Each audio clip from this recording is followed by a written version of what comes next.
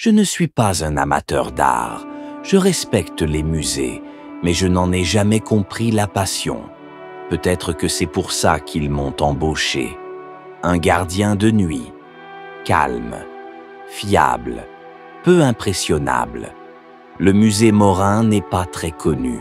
3 étages d'exposition classique, des objets religieux, des sculptures, des peintures oubliées, et un silence si profond qu'il en devient pesant. Au début, c'était un travail comme un autre. J'arrivais à 19 h, je prenais la relève, je faisais mes rondes. Mais très vite, j'ai compris que quelque chose n'allait pas. Tout a commencé par de petites choses.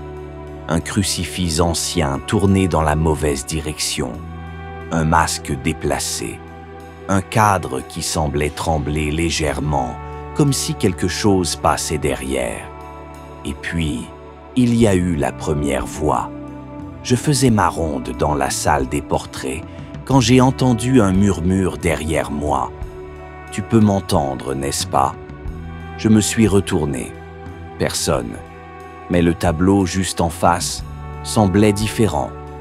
Le regard du personnage avait changé. Il me regardait, fixement.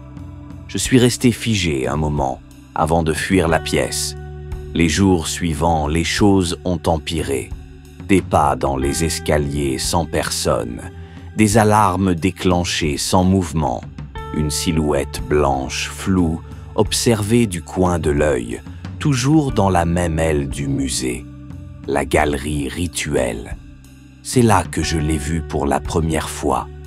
Une femme, pâle, immobile devant une vitrine contenant un masque ancien. Quand je me suis approché, elle a disparu dans l'ombre. Mais ce soir-là, j'ai découvert quelque chose d'important. Une petite porte dissimulée derrière un panneau mural, ouverte comme si elle m'attendait. Je suis entré.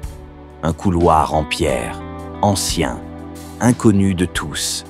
Au bout, une pièce circulaire, un autel et des inscriptions gravées en latin.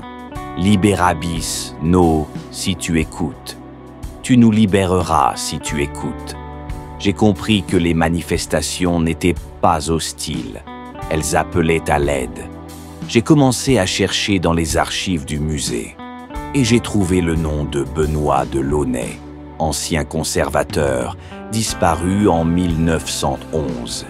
Il avait tenté un rituel pour lier un mal ancien dans les fondations du musée, en utilisant le masque rituel d'origine inconnue.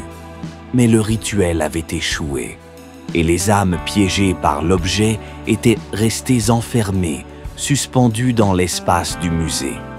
Des fragments de conscience, des voix, et moi, je pouvais les entendre. Une nuit, alors que les phénomènes devenaient insoutenables, des objets lévitants, des pleurs dans les murs, la silhouette blanche est réapparue. Elle m'a tendu la main. J'ai ressenti une chaleur, pas une menace, une invitation. Je l'ai suivie jusque dans la salle cachée. Sur l'autel, le masque m'attendait. Et là, elle m'a murmuré les mots que Benoît de Launay n'avait pas eu le temps de prononcer.